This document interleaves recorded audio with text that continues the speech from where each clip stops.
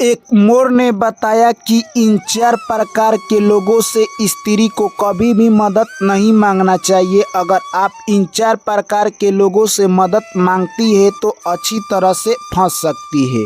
जी हाँ दोस्तों, हमारे समाज में वो कौन से 4 प्रकार के लोग हैं जिनसे महिलाएं अगर मदद मांगती है तो उनके साथ धोखा हो सकता है, यानी कहे तो वो अच्छी तरह से किसी जाल में फंस सकती है। जो भी मेरे माता बहन इस कहानी को सुन रही है, इस कहानी को पूरा सुनना, क्योंकि यह कहानी आपको संदेश देकर जाएगी कि हमें किन किन लोगों से मदद नहीं मांगना चाहिए, चाहे हम कितनी भी मुसीबत में क्यों ना फंस जाएं।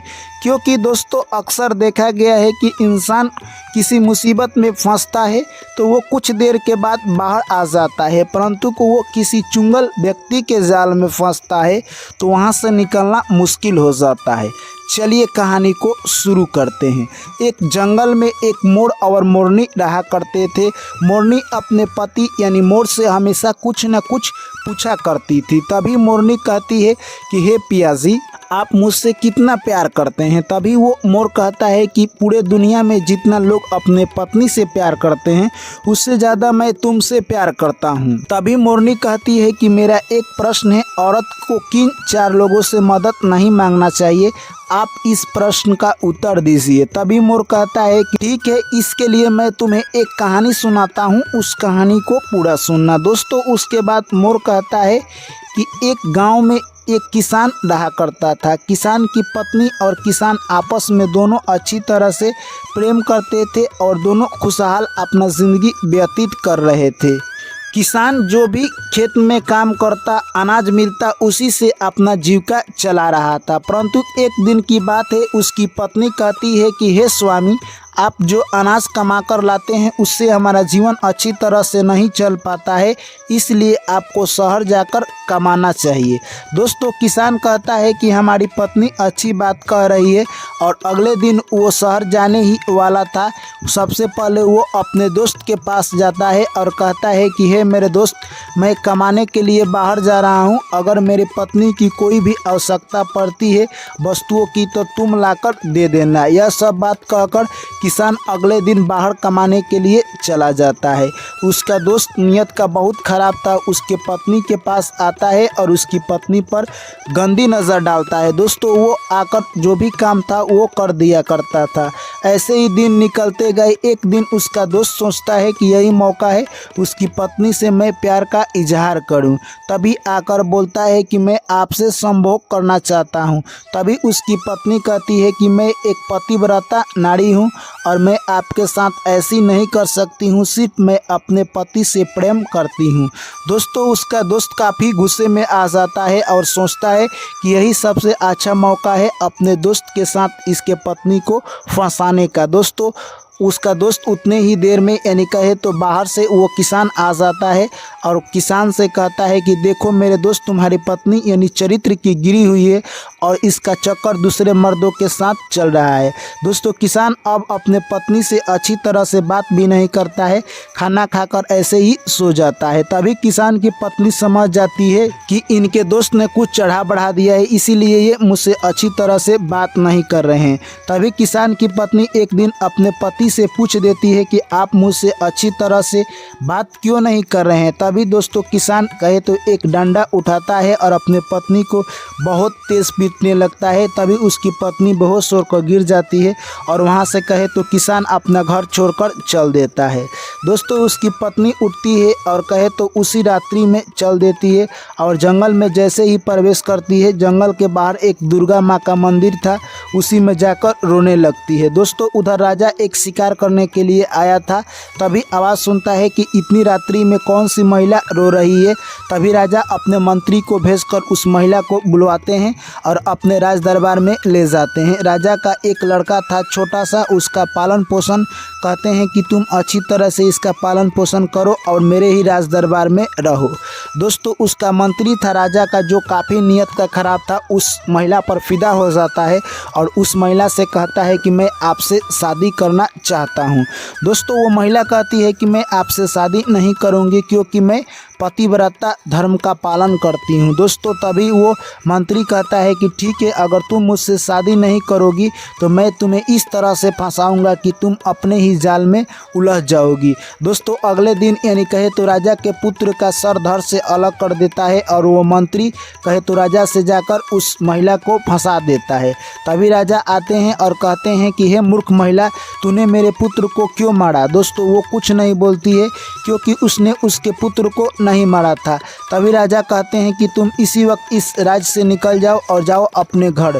दोस्तों वहाँ से महिला कहे तो काफ़ी उदास थी और वो चल देती है।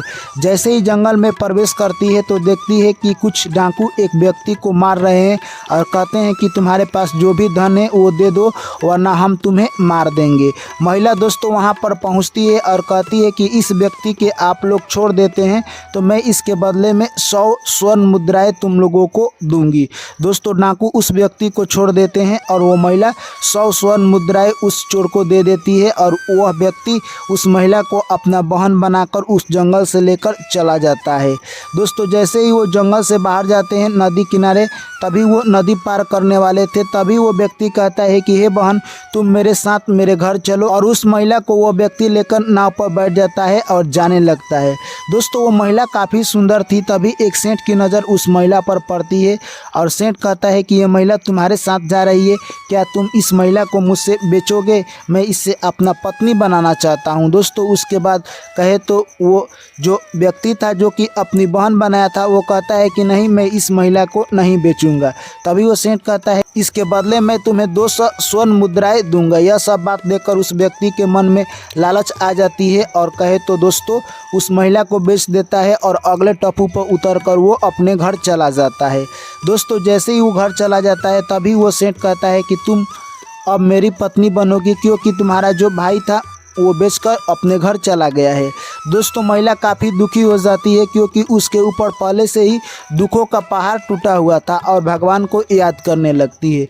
इतने ही देर में दोस्तों नाव में छेद हो जाता है और पानी भरने लगता है और कुछ देर के बाद नाव डूब जाती है। वहीं पर राजा का एक नाव किनारा पर लगा हुआ था। राजा के सैनिक आकर उस नाव में जो भी व्यक्ति थे उनको बचाते, तब तक सारे व्यक्तियों की मृत्यु हो चुकी थी। वो महिला ही सिर्फ जीवित थी। उस महिला को निकाल कर राजा अपने घर ले जाते हैं और कहते हैं कि मैं तुमसे शादी करना चाहता हूं, क्या तुम मेरे साथ शादी करोगी? तभी दोस्तों यानी कहे तो वो महिला कहती है कि मैं पतिव्रता धर्म की पालन करती हूं, मैं आपके साथ शादी नहीं करूंगी। अगर आप मुझे अपना बहन बनाना चाहते हैं तो अपना बहन बना सकते हैं। दोस्तों राजा ने उस महिला को अपना बहन बनाकर अपनी ज़िंदगी व्यतीत की और जैसे ही उनका अंतिम समय आने वाला था अपने बहन के नाम सारा राजपाट कर देते हैं और इस दुनिया को छोड़कर चले जाते हैं। दोस्तों इस तरह से कहे तो वो महिला अब एक राज्य की रानी बन चुकी थी और उसने हुक्म दिया कि जो भी गांव में गरीब और दबके व्यक्ति हैं उन सभी को कल राज दरबार में बुलाया जाए। दोस्तों अगले दिन होते ही उसका पति और जो उसका भाई बना था वो राजा जो कि महिला पर गलत अंजाम लगाया था कि तूने ही मेरे लड़के को मारा था, सारे लोग आए थे। तभी वो अपने पति से कहती है कि क्या आप मुझको पहचानते हैं?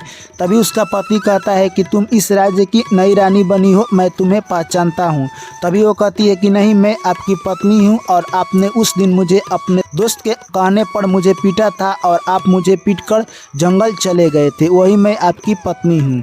दोस्तों उसके बाद उस व्यक्ति के पास जाती है जो उसको भाई बनाया था और धोखा दिया था। जाकर कहती है कि तूने मुझे कुछ पैसों के लिए एक सेंट से बेच दिया, तुमने बहुत गलत किया है। उसके बाद उस राजा के पास जाती है और कहती है कि हे राजन, आपने अपने मंत्री के झूठ बात कहने पर आपने मुझे अपने राज दरबार से निकाल दिया, परंतु आपके लड़के को मैंने नहीं, आपके मंत्री ने ही मारा था। दोस्तों इस तरह से कहे तो कहती है कि आप तीनों को दंड जरूर मिलेगा और तीनों को कहे तो कारावास में डाल देती है। कुछ समय के बाद अपने पति को निकालकर वो अपना जीवन सुखपूर्वक और शांति से बिताने लगती है। और दोस्तों उसके बाद तभी मोरनी कहती है कि हे पियाजी, आपने तो कहानी सुना दी, परंतु कहानी में ये हमें पता नहीं चला कि किन 4 लोगों से दूरी बनाकर महिलाओं को रहना चाहिए। पहला अपने पति के दोस्त थे, क्योंकि पति के दोस्त हमेशा अपने भाभीयों पर गलत नज़र रखते हैं। 95% ऐसे व्यक्ति होते हैं जो कि अपने भाभीयों पर गलत नज़र रखते हैं, इसलिए अपने पति के दोस्त पर कभी भी उतना विश्वास ना करें। दूसरा, अनजान व्यक्ति पर, अगर आप अनजान व्यक्ति पर भरोसा करते हैं तो आपको धोखा मिल सकता है। जिस तरह से वो महिला किसी अनजान व्यक्ति के साथ अपनी बहन का रिश्ता बनाई, परंतु वो व्यक्ति उसे बेचकर निकल गया। तीसरा, अज्ञानी व्यक्ति के साथ कभी भी दोस्ती नहीं करना चाहिए। जो अज्ञानी व्यक्ति है उसको कुछ पता ही नहीं है, वो आपके साथ धोखा कर सकता है। और चौथा, यानी कहे तो धूर्त लोगों के साथ कभी भी मित्रता नहीं करना चाहिए और उनसे हेल्प की मदद नहीं मांगना चाहिए। जिस तरह से राजा का मंत्री काफ़ी धूर्त था और उस महिला को फंसाना चाहता था, परंतु उसे ही दंड मिल गया।